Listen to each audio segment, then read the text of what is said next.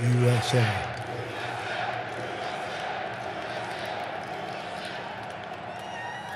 Thank you, Dennis. And I have to say, I love South Carolina. I love it. Remember, we came down all together. We came down, and this was going to be a place that was tough to win, and we won in a landslide. This was a good one. So I want to thank the people of South Carolina and your governor, tremendous guy. He supported us right from the beginning. So I'd like to thank Governor McMaster for the incredible job. He's right here someplace. Thank you very much. You have been fantastic. And I have to say also, that is one beautiful airplane. Congratulations to the men and women here who have built it. What an amazing piece of art. What an amazing piece of work. Thank you, Dennis, for the invitation to be with you today. You know, in the old days when I made this speech, I got paid a lot of money. Now I have to do it for nothing, so. Not a good deal, but that's okay. We love it. It's wonderful to be back in South Carolina, especially with your new governor. Where is Henry? He's around here someplace. Where is he? Stand up, Henry. Proud of you. He helped us so much. And I want to also thank your former governor, Nikki Haley, who's doing an awfully good job for us. She's representing America very well as our ambassador to the United Nations. She is doing a spectacular job. It's early, but she has just been really great. We're here today to celebrate American engineering and American manufacturing. We're also here today to celebrate jobs. Jobs. This plane, as you know, was built right here in the great state of South Carolina. Our goal as a nation must be to rely less on imports and more on products made here in the USA. Right here in the USA. It's amazing to think that a little over 113 years ago, next door in North Carolina, Orville Wright was the first man to sail the skies in a very little airplane. The 1903 Wright Flyer was made of mostly wood and cloth. It was so small that Orville's brother Wilbur could not join him on the flight. He was always very upset about that. The flight lasted all of 12 seconds, but it was incredible. That flight was a testament to the American spirit. I see that same spirit everywhere I travel in the country. I saw that spirit all throughout the campaign. We have the greatest people anywhere in the world. We have the greatest spirit. And you just look at what's going on today in our country. You look at what's happening with jobs. You look at what's happening with plants moving back into our country. All of a sudden, they're coming back. And they're going to be very happy about it, believe me. They're going to be very, very happy. As your president, I'm going to do everything I can to unleash the power of the American spirit and to put our great people back to work.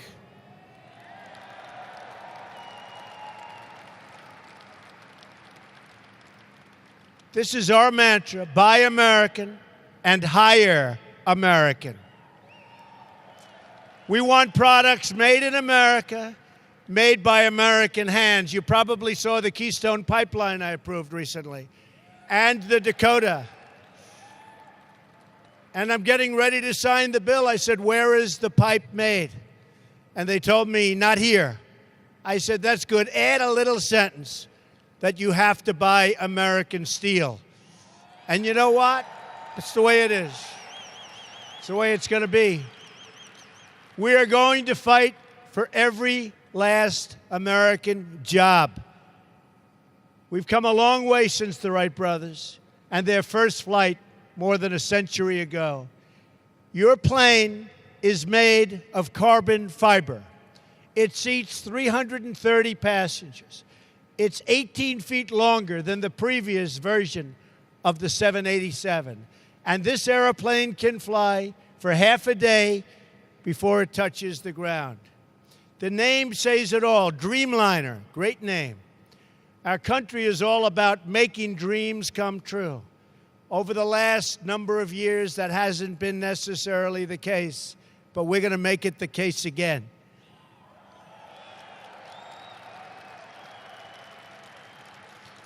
That's what we do in America. We dream of things and then we build them. We turn vision into reality, and we will be doing a lot more of that, believe me, in the months and years to come.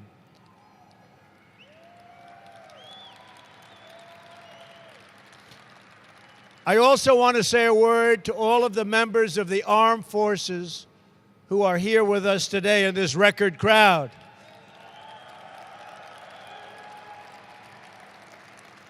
South Carolina has a long, very, very proud military tradition and history. We salute all South Carolina military families, and we salute all the men and women who wear the uniform.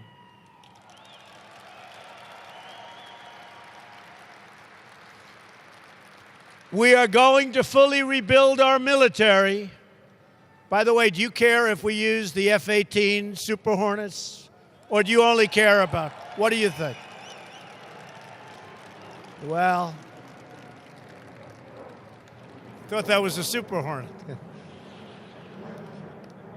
We are looking seriously at a big order, and we'll see how that, the problem is that Dennis is a very, very tough negotiator, but I think we may get there.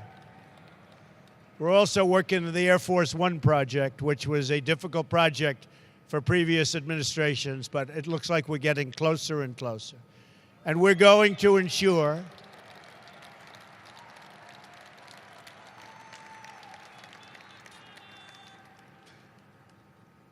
that our great service members have the tools, equipment, training, and resources they need to get the job done.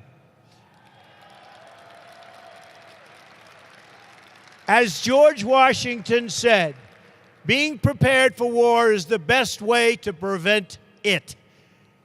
And that's really what it is. Best way to prevent war, being prepared. Peace through strength.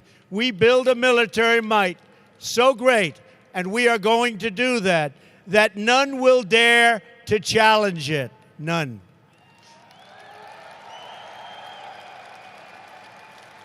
We will ensure our men and women in uniform have the latest, the most cutting-edge systems in their arsenal. Right now, it's not that way. It will be that way very, very soon, believe me. You will be an important player in this effort. Boeing has built many important aircraft, including, as I said, the F-18 Super Hornet, the F-15 Strike Eagle, and the Apache helicopter, just to name a few.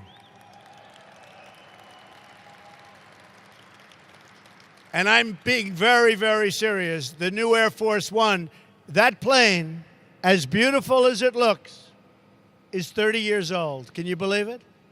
What can look so beautiful at 30? An airplane. I don't know. Which one do we like better, folks? Tell me.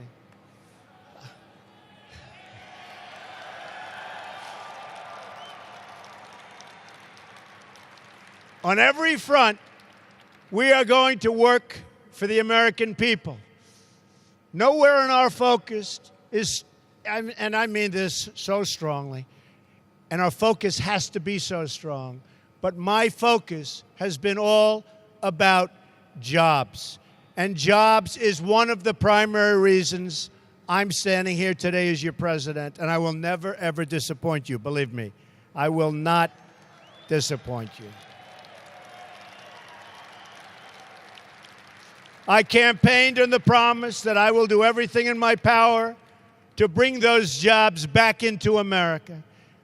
We wanted to make much easier, it has to be much easier to manufacture in our country and much harder to leave. I don't want companies leaving our country, making their product, selling it back, no tax, no nothing, firing everybody in our country. We're not letting that happen anymore, folks. Believe me, there will be a very substantial penalty to be paid when they fire their people and move to another country, make the product, and think that they're going to sell it back over what will soon be a very, very strong border.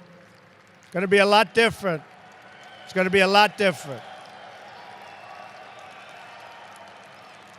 Already, American industry is roaring back. And believe me, if we, not me, I'm a messenger, if we didn't have this victory, we wouldn't be even talking about it. To achieve that goal, we're going to massively reduce job-crushing regulations, already started, you've seen that send our jobs to those other countries. We are going to lower taxes on American business so it's cheaper and easier to produce product and beautiful things like airplanes right here in America.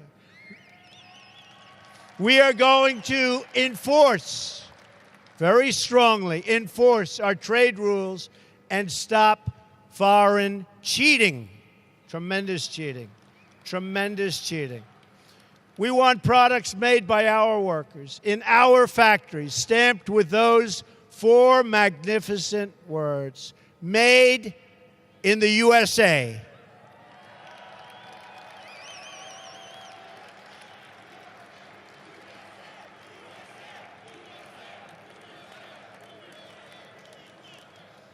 Since November, jobs have already begun to surge. We're seeing companies open up factories in America. We're seeing them keep jobs at home. Ford, General Motors, Fiat Chrysler, just to name a very, very few. So many more already. They're keeping and bringing thousands of jobs back in our country because the business climate they know has already changed. In Arizona, Intel announced it will open a new plant that will create 10,000 American jobs. They're spending billions of dollars. We will see more and more of that across the country as we continue to work on reducing regulations, cutting taxes, including for the middle class, including for everyone, and including for business, and creating a level playing field for our workers. When there is a level playing field, and I've been saying this for a long time, American workers will always, always, always win. But we don't have a level playing field. Very shortly, you will have a level playing field again.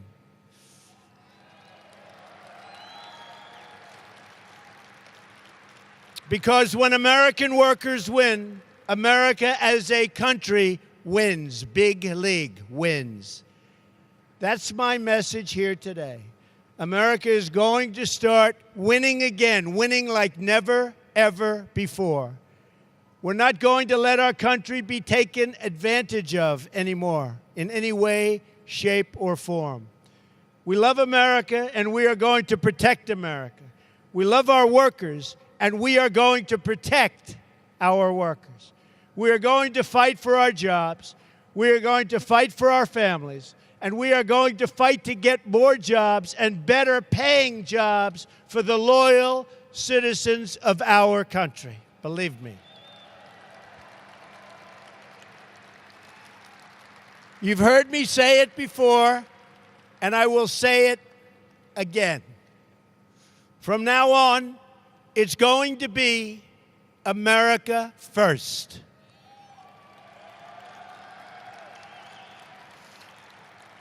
Working together as a unit, there is nothing we cannot accomplish. No task too large, no dream too great, no goal beyond our reach. Just like you built this incredible airplane behind me, both of them when you think about it, we are going to rebuild this country and ensure that every forgotten community has the bright future it deserves. And by the way, those communities are forgotten No longer. The election took care of that.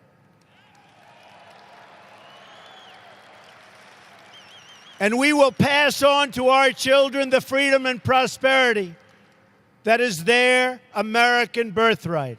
Our children will inherit from us a nation that is strong, that is proud, and that is totally free. And each of you will be part of creating that new American future. I want to thank you, South Carolina. I want to thank the great people of South Carolina. God bless you. May God bless the United States of America, and God bless Boeing. Thank you, everybody. Thank you.